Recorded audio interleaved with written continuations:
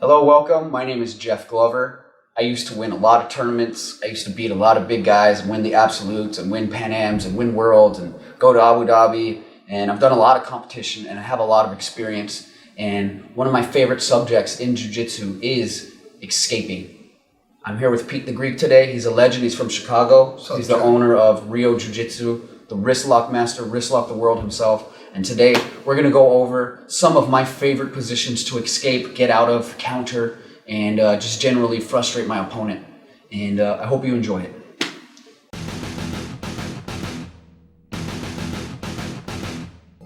Okay, so let's talk about escaping the head and arm.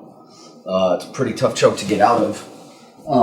But what I do is I think about it from like a north, south, left, right,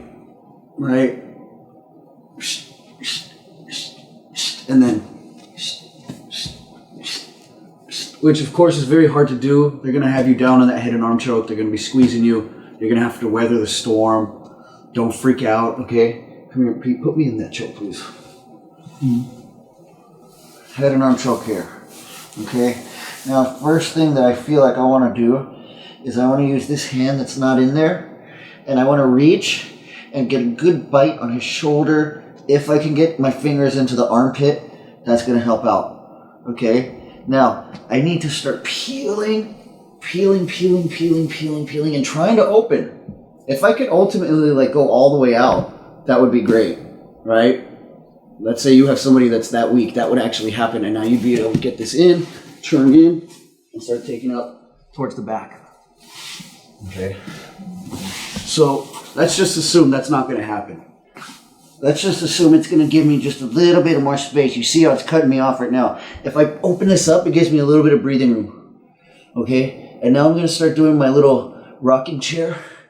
And my arm, look at how my arm and my legs both build up momentum to go forward.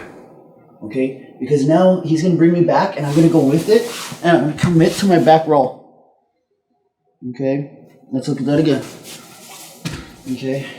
I'm going to go, oh yeah, hey, hi. And I might be holding this too, actually. My left hand here should be peeling Pete's shoulder back to give me space to breathe. You hear the difference. You hear the difference. I go from here to all of a sudden now I can talk and breathe. And I peel. And he's still squeezing. And I move. And I kick a back roll. A good, strong beginner back roll. It brings you out nice and tight. I turn towards the back and attack here. Okay? So you need to have really confident, tight, strong back rolls and be able to do them from like a flat, like really tight back rolls without breaking your neck. All right, look how close I can bring my knees into my chest here. Okay, this stuff's really important to help you get over that corner. Because now once you cut that corner, once you go over the edge there, now you pop up and turn on the back. Let's look at it again. Pete gets me here. Okay. Okay. So I gotta start peeling. Okay. And I was like, kick. Bring it down in tight afterwards. Pop your head out and look, you're in a pretty good spot. We're gonna take his back. If he tries to pull guard on me here and get me in his guard, I'm gonna get past it. Okay. So it puts you in a really good spot. And in fact, it's actually like a tactic I use. So I'm not always like attacking the guy. It's something I'll do from the closed guard is I'll expose myself and open up that choke to you so that you'll latch onto it and take something that's really easy. And I go immediately into the back roll. And I use the escape as more of an attack. So it'll look something like this, like, Pete, could you sit here in front of me, please? Okay, so I'd be attacking my guard, so you're on top here, Pete. Yeah. And I would do something like this. I would go from here and I would just be like, oh, here's this head and arm choke. And I use it to kick myself out and now start attacking from the top there. So, you can use that escape in two different ways, right? You can use it defensively from when you're all the way locked down and he locked it in and your back is on the ground, okay? Or you can use it as an attack. Let him have the choke, and then he's using all that momentum to drive you down, and it kicks you over to a back roll. So takes the back, front headlock, jump past the guard, then all the good stuff starts happening. Okay? The next thing you want to do, come here again, Pete, with this head and arm choke. Okay? Again, I want to start peeling space and driving out here and putting a lot of power on that. Okay? Now I'm gonna go, instead of going up and down, I'm gonna go left and right. And you see it's really tough there because my elbow is gonna scrape past his head there. Very uncomfortable. Look, Pete doesn't like it at all. Look, he threw up all his guard on there. See? So I first, again, let's trim this angle. Come with me. Come with me. Yeah. Right there. Okay. So I first, I reach my hand and I peel space. Okay. Now it's gonna be like, I would actually go into him first. The first thing I would do is like 1, 2, and now this next one coming back. Ooh, he doesn't want any of that. Okay. Now look at where it puts you. Look at where it puts you. In such a good spot after that. If he pulls guard, I would jump past his guard. Okay. So let's look at that again. And again. That one's gonna hurt my neck, so I don't want to hold it too tight. Yeah, don't squeeze me so tight. Yeah. Making it all hard, man. Yeah, I pull this down, right? And I go, yeah. Explosive turns. And in. And look at that. You're out. We're good. All right. So, I think about it as like a rocking chair. Rocking chair, yeah. To both sides. Yeah, both sides. Rocking chair left, rocking chair right. Stay tight, pull the shoulder down. Good luck, have fun.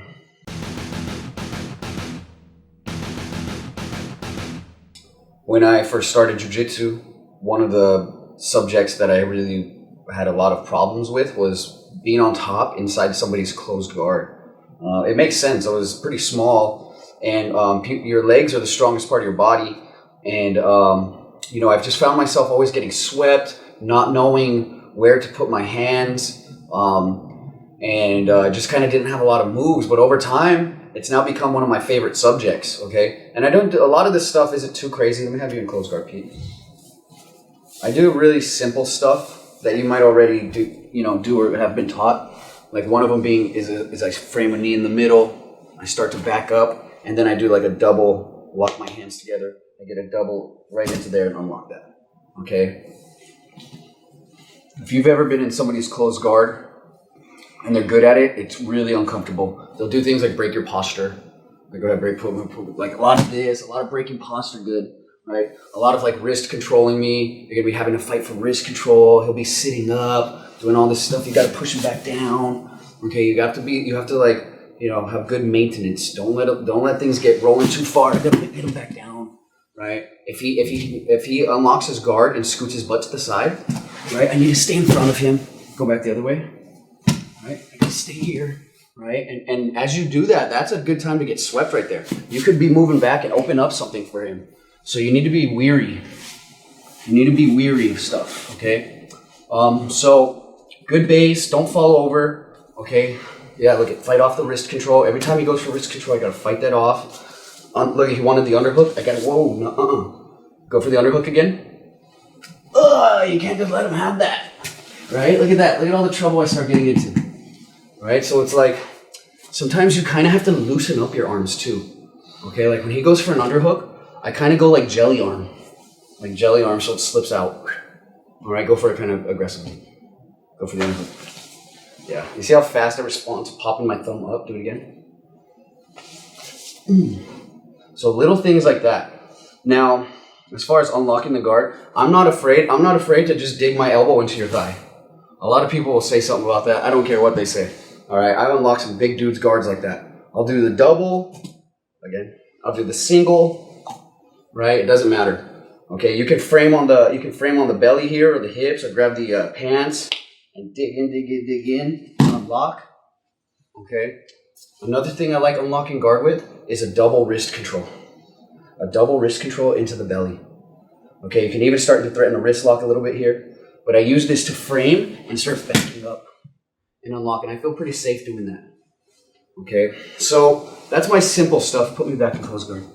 A little trick that I like to do is I like to step this foot up and encourage Pete to underhook that leg and catch his arm and sit on it now. And I try to take whichever hand I can get through the hole, whether it's this one, I get it through there. and I start locking hands, pulling up, and it's a submission there.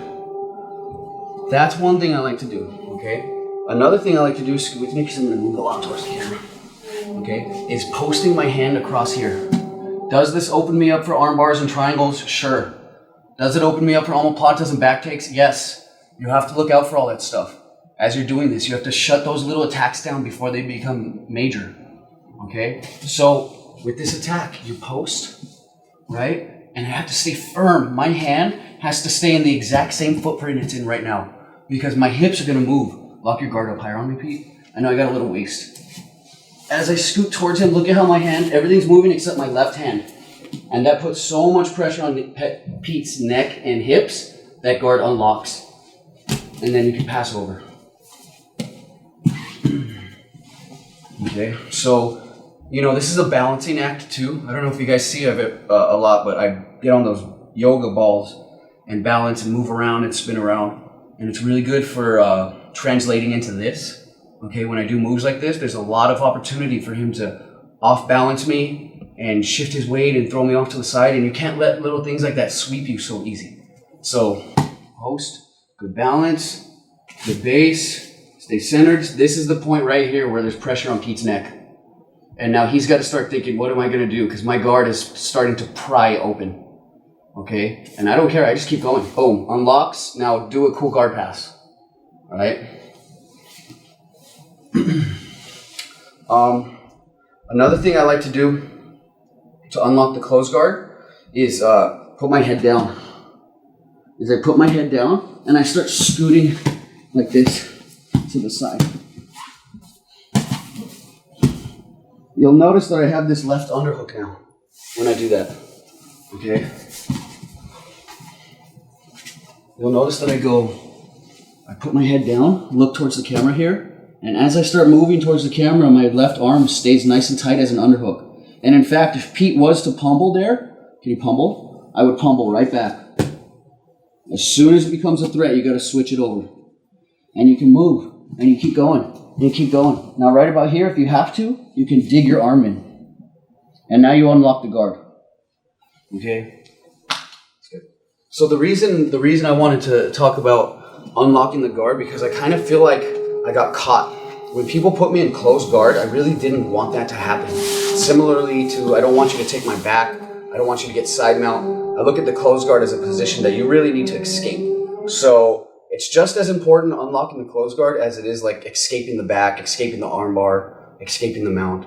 That's why I wanted to talk about this on the DVD. So have fun, enjoy.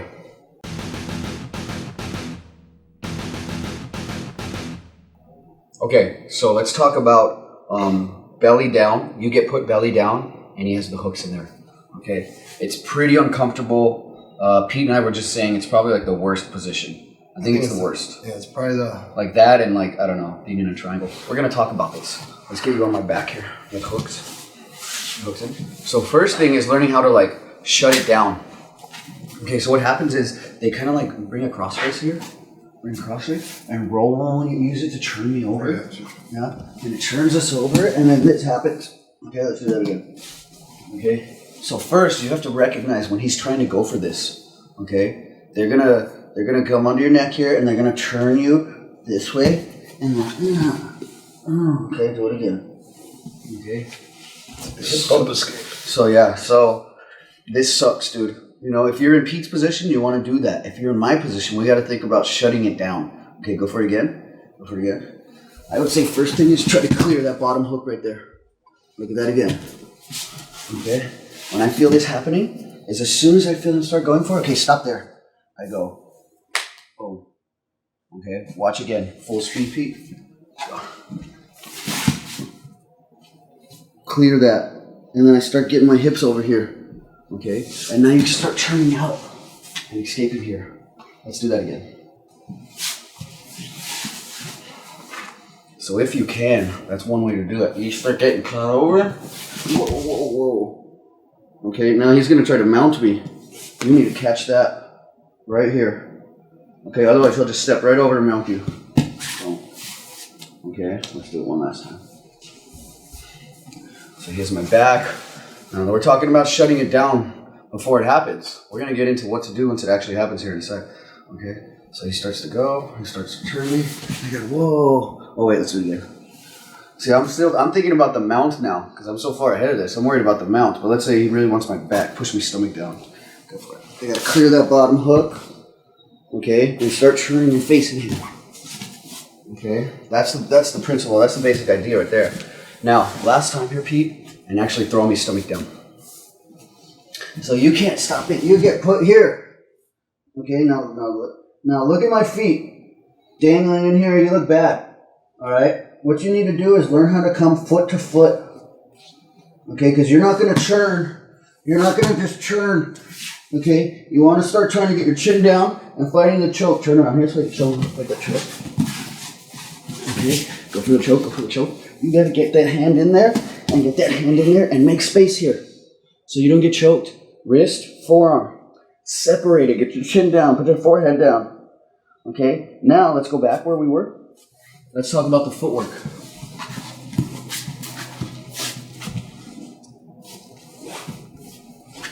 Okay, so I want to try to bring my feet in and go foot to foot with him. Here. Okay, because that's going to help me clear that hook out. Let's look at that again. Okay, we're sprawled out here. I'm already doing the choke defense. Now I'm going to come foot to foot. I'm going to come foot to foot here. And start peeling until my knee slaps the ground there. Okay, now it's going to be hard. Now he can't put that hook back in. Right? And now it's going to be easy to clear that bottom side. Okay, so it's a pretty tough subject. Okay, it's not the easiest thing to do. Let's do it one last time here. Okay, you got your back. The guy starts turning you over. Okay, I'm already defending the choke. I got to get my hips up, push it a little harder. Yeah, like lift your feet, heels up. Yeah, I gotta start getting the feet. Right there, do it again. Okay. It's gonna be hard, but you got a foot pummel. Okay? Sink those hooks deeper. Yeah, lift me up, lift me up.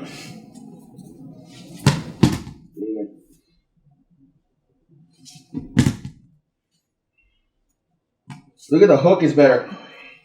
Push it up.